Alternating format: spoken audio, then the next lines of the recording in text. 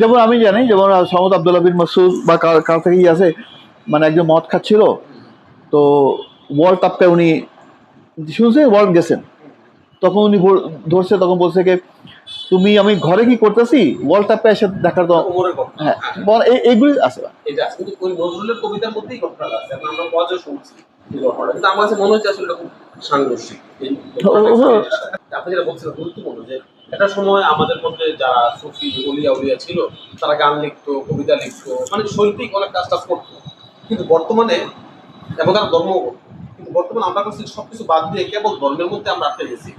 ধর্ম বলতে ট্রেডিশনাল যে কোটান ফিকের মধ্যে আটকে গেছি, কিন্তু আমাদের মধ্যে যে ইয়া নাই, যে ভিতরে যে ইমোশন মানে ওটাই, মানে আপনার গানকে ধর্ম থেকে আলাদা করবেন কেন? ওইটাই কেন আমি যে শুনতে কোরআন করতে হইতেছে আমার না, না শুনুন না, কোরআন ছাড়াও আপনি কবিতা লিখবেন, গান গাবেন, এটা তো একটা পার্ট অফ, মানে আর্টের সাথে ধর্মের যে সাংঘর্ষিকতা, এটা একসময় ছিল না। আপনি যে বললেন হাসরাত মুহানি, যে আমি ইনকিলাব জিন্দাবাদ যে স্লোগানটা বলেন তারা বিশ্বাস করে, এবং সে একটা মাওলানা ইয়া থেকে দেওবন্দের মাওলানা, ইভেন ওনার নাম নাকি যে ওবায়দুল্লাহ সিন্ধি, ওবায়দুল্লাহ সিন্ধি, এটা প্রতিষ্ঠাতা সে হাসরাত মুহানি, সে ভালো কবিতা লিখতেছে এবং খুব রোমান্টিক গানও লিখতেছে। মাওলানা ভাসানির কথাই দেখে, বামপন্থী রাজনীতি করতেছে, আর বড় মাওলানা ধর্মকর্ম সব চলতেছে, কিন্তু আমরা এখন দাদা আপনি ইকবাল রামের উপর লিখছেন না কবিতা, মার্কসের উপর লিখছে না, মার্কসের লিখছে, রিচের উপর লিখছে, আমার মনে হয় কি আমাদের যে মাওলানা প্রথম ধর্মটা এর মধ্যে ইকবাল, হ্যাঁ আমাদের ধর্মটা প্রাণ, একেবারে শুধু কথা বলতে গেলে আইন আইন আইন, আর মানুষের কাজে কিন্তু আইন ভঙ্গ করে, আমার আইন কিন্তু পছন্দ করে না। এই কারণে দেখবেন আমি যেটা মনে করি যে কোরআনকে যেভাবে মাওলানারা বলে যে এটা জীবন বিধান, কোরআন কিন্তু এই অর্থ কোরআনকে জীবন বিধান বলে না, কোরআন বলে যে জীবন, রসুলের কাছে একটা জীবন বিধান, তাই না? যে রসুল মতন ডাকে সে তোমার জীবনের দিকে ডাকে, সে জীবন বিধানের দিকে ডাকে, কিন্তু হুজুর যখন নিজের যখন আজারি যখন ওয়াজ করে, হুজুর ওয়াজ করে, তখন সে আমাকে বিধান শিখায়, বারবার আইন শিখায়। কারণ আমার কাছে মনে হয় যে শুধু একটা কোর্টের মধ্যে আমরা আছি, পুরো দেশটা কোর্টের মধ্যে আইনের মধ্যে, কিন্তু কোরআন কিন্তু আইন না, জীবন ইচ্ছে। আমি বলি একটা সম্ভবত কালানি বা কার একটা আছে, মানে নবী সাল্লাল্লাহু পছন্দ জিনিস কি আছে না, ওই যে নামাজ, নারী, হ্যাঁ সুগন্ধি, হাজা সিদ্দিকে জিজ্ঞেস করা হয়েছে, হাজা ওমরকে জিজ্ঞেস করা হয়েছে, একটা আছে না, সবার কিন্তু আলাদা, সবার কিন্তু আলাদা, আমরা কি সব সেম বলবো, আমরা কিন্তু সেম বলবো, হ্যাঁ আমরা মনে করি এটা ধর্ম, এটা ধর্ম না।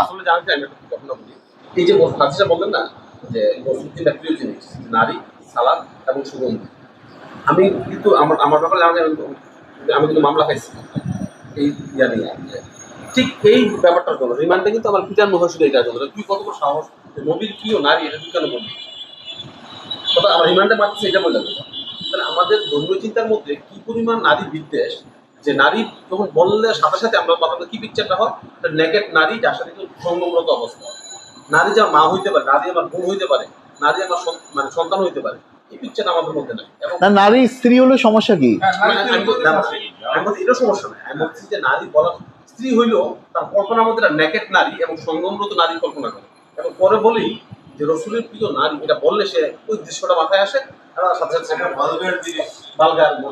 এবং এই বলগাটা ইবনে আরবি কি বলছেন, ইবনে আরবি খানা কাবা দেখছে না, ইবনে আরবি বলছেন খানা কাবা, সে হঠাৎ খানা কাবা দেখছে, কাবার আসল নারী, এবং বডি ডিসক্রিপশন দিত উনি। হ্যাঁ, তো আপনি এইগুলি মানুষ পড়লে মানুষ এগুলো করবে না, তার কাপড় হইতে পারে। সমস্যা হচ্ছে আমরা সব জিনিসকে ছোট, না এই যে বলছে না, সে ছোটকাল থেকে একটা বাচ্চা সে তার মাকে দেখে নেই, সে মার কুলে যে মাথা রাখে সে বুঝে না, ওটা তার বোন তাকে কোনো খাওয়া দেয় নেই, তো টাচ পায় না, সে তো ফিমেল অ্যাঙ্গেল থাকবে। আপনি দেখবেন এই যে যারা বড় আলেম ওলেমা আছে না, এরা ফিমেল টাচে ছিল, মা ছিল, বোন ছিল, স্ত্রী ছিল, আছে না। আমাদের সমস্যা ওখানে, আমরা ফুল গ্রোথটা হলো আমাদের ফুল, মানে পুরো বয়ানটা হচ্ছে হেট্রেড। আপনি দেখবেন ও খারাপ, ও খারাপ, ও খারাপ, তো আমরা তো ওই সৌন্দর্য দেখতে পারি না। আমরা একটা বিউটি অ্যাপ্রিসিয়েট করার জন্য কিন্তু আমরা নাই, আর বিউটি জিনিসটাই আমরা কিন্তু নিতে পারি না। তো ওটা আসবে তো। এটা আপনি ইভেন আমি বলো, আপনি যদি দুবাই যান, সৌদি যান বা মরক্কোতে যান, আছে না, ইজিপ্ট যান, ওখানকার এখন সুফিজম কিন্তু ওখানে যে পরিবর্তন করা, ভিতর থেকে এইগুলি করা, বিউটি, কবিতা টবিতা, আছে না, আমাদের এখানে কিন্তু একদম বিশেষ হয়ে গেল। আর সব কবিতা ইকবালের বাংলা, আছে না, হ্যাঁ, ওই ফার্স্ট মানে ইকবাল নাম দিলেই আল্লাহ ইকবাল বানায় দেয়। হ্যাঁ, সব কোট রুবির হিসাব করতেছে, করুন তো ইয়ে করেন রুমি, আর শেষ করে তারপর করেন। আর হাজার আলী ফেসবুকে সব কোট ওদের, এটা একটা সমস্যা। তো এইগুলি তো মানে বেশি ইরান পারলো, ইরান ধরেন মানে পলিটিক্যালি সায়েন্টিফিক্যালি এডুকেশন মানে শিক্ষকতা দিয়ে আগাইতে পারলো, প্রোগ্রেস করলো, কিন্তু মানে আমরা কেন পারতেছি না। ওই ইরান যে ইরান আগে থেকে মানে ইরানের হিস্ট্রিটা তো অনেক রিচ।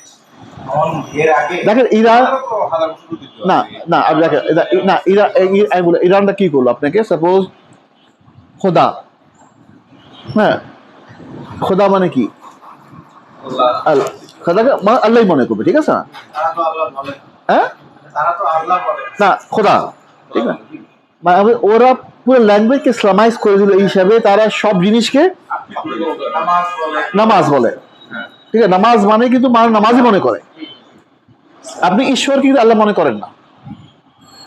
আপনি যখন ঈশ্বরকে আল্লাহ মনে করতে শুরু করবেন, তখন আপনি দেখবেন আস্তে আস্তে করে ইয়ে হচ্ছে। আপনি ওই যে ঈশ্বর মনে করে হিন্দুদের, হ্যাঁ, এই যে পার্থক্যটা, ওরা কিন্তু ইভেন নওরোজ, ওই নওরোজ করে, নওরোজে আগে এটা কিন্তু প্রি ইসলামিক কালচার, ওটাকে তারা ইসলামাইজ করে দিল, কোরআন রেখে দিল।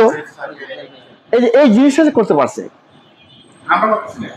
এটা আমরা তো বৈশাখ, এটা বলছেন আমাদের বৈশাখ উচ্চারণ করে? করে আমাদের মধ্যে এটা হয়েছে আসলে। আমরা বলি যে আমাদের না না না, মানে এটা হয়েছে যে আমরা একটা বই অনুবাদ করেছিলাম 86 দিকে, মানে আলী শরিয়াতের হাজ, আছে না, পুরানা, হ্যাঁ, হাজ আছে না, একটা বই আছে, ওটা আমরা ওখানে কিন্তু আমরা সব ইয়ে ওয়ার্ড ইউজ করলাম, ঈশ্বর ঈশ্বর, আছে না, পুরা যেগুলো হইলো সব আমরা বেঙ্গলি ওয়ার্ডগুলো যেগুলো আছে না, ইউজ করলাম, কিন্তু মানুষ নিতে পারে না, একটা আছে না। আমার এই জায়গাতে একটা চিন্তা আমাদের যেটা বলে যে পারস্যের মধ্যে ইসলামটাকে তারা ইসলামাইজ করতে পারছে, পারস্য কালচারের সাথে ইসলামটাকে আত্মীকরণ করে তারা নতুন ভাষায় কনভার্ট করতে ইসলামটা। আমাদের না, নতুন ভাষা না, আমার ওই ভাষাটাই নিজস্ব ভাষায় কনভার্ট করতে পারছি, মাতৃভাষায়। আমাদের এখানে ইসলামটা মাতৃভাষায় কনভার্ট হয় না, বাট এমন না, আমাদের এখানে হয়েছে যারা আমাদের এখানে ইসলামটাকে আত্মীকরণ করে মাতৃভাষায় কনভার্ট করছে, নিজের অঞ্চলের যে স্থান কাল প্রকৃতি যে রূপক আছে, রূপক দিয়ে ইসলাম করেছে হয়েছে, কিন্তু আমরা তাদেরকে স্বীকার করি না। যেমন লালনের কথা যদি বলি, এই খাবার দিয়েছেন, খাবার দিয়েছেন তো এখানে দিয়ে দেন, লাইটটা এগুলো উঠে দেন। কথা বুঝতে পারছেন যে লম্বা লম্বা চুল আছে, চুলে জটা আছে, সেও যে ইসলামের ভাষ্যকার হইতে পারে, তো লালনের একটা কালামও যে ইসলামের ভাষ্যকার হইতে পারে। যেমন মাওলানা রুমির কথা আপনি শুনবেন ইসলামের ভাষ্যকার হিসাবে, কিন্তু লালনের গান আপনি শুনবেন না। তারপরে তো রুমিকে মোটামুটি না না, আমি একটা ফেসবুক পোস্ট দিয়েছিলাম, আমাদের এক পরিচিত এক আলেম বলছে কি লালন টালন পড়ো না, এই রুমিগুলি পড়ার জন্য। আমি রুমি এটা বলছে, আছে যে লামরিদি, হ্যাঁ, আমি বলে বললাম কি ভাই, যদি লালন না পড়ে যদি এটা করি, এটা আরো আরো মারাত্মক কথা আছে, হ্যাঁ।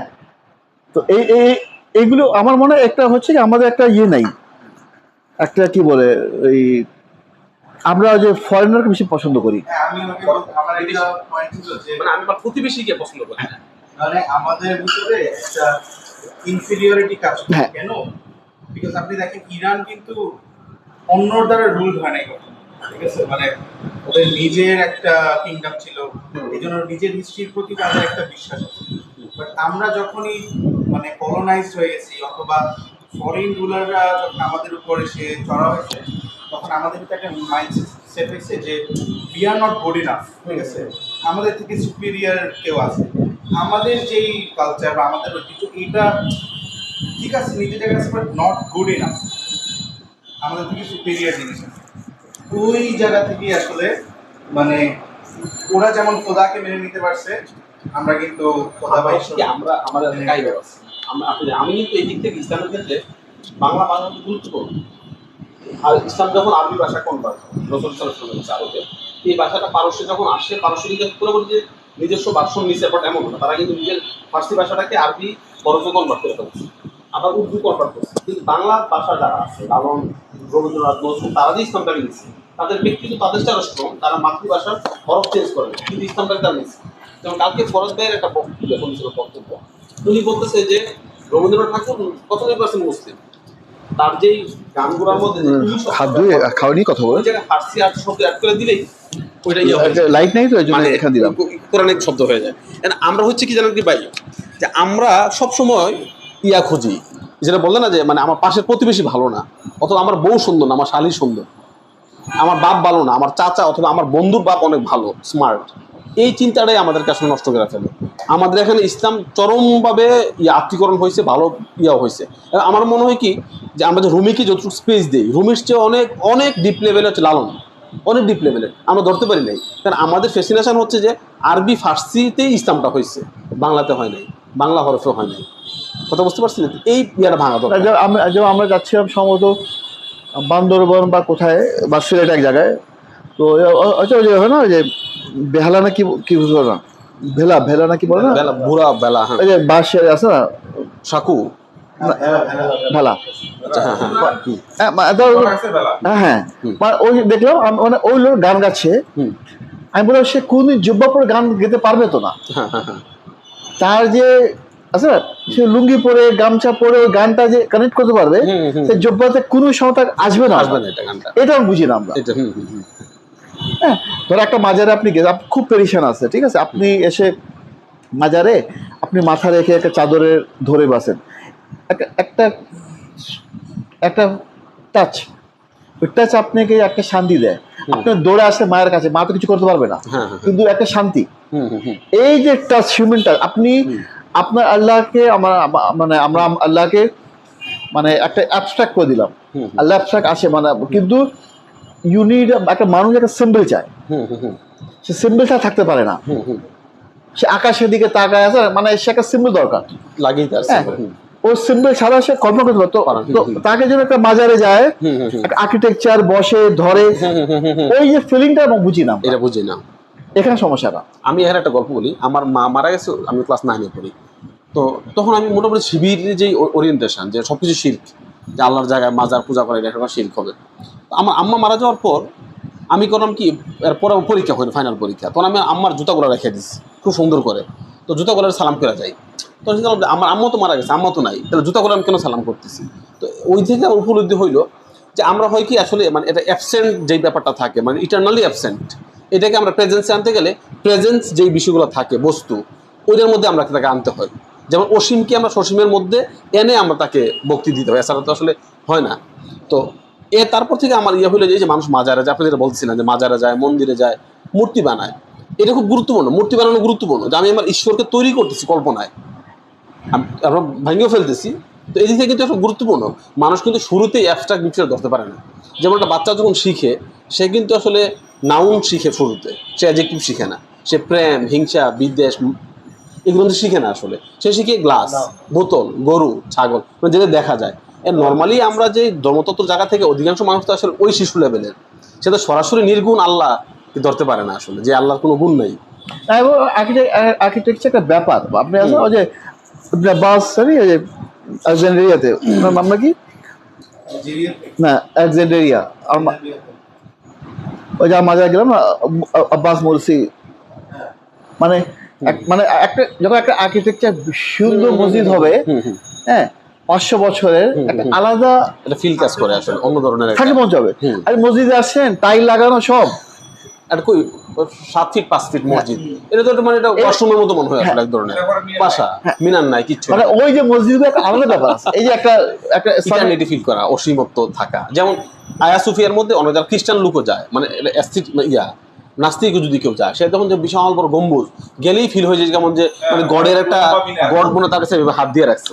আমি কথা বললাম, আমি ধরেন অনেক আগে কাঠমান্ডুতে গেলাম, পোখরাতে উঠতেছে পাহাড়ে, তো যখন পাহাড়ে অনেক না আমার কিছু উঠলাম, ওই একটা ফিলিং আসে, ও ফিলিং বোঝানো যায় না, একটা এমনি সেই সাথে মাথা চলে যায়।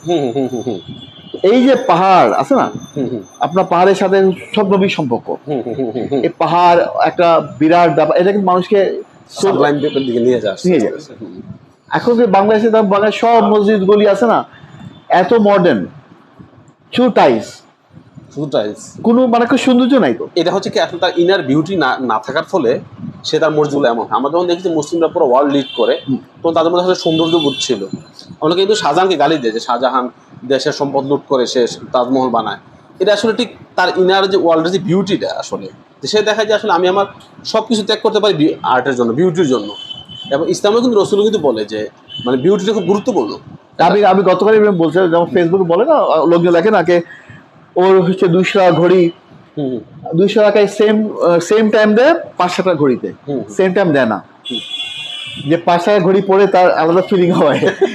হ্যাঁ হ্যাঁ, ওটা চাপ শেষ হয়েছে। শেষ করে হ্যাঁ আমরা ইয়ে করি।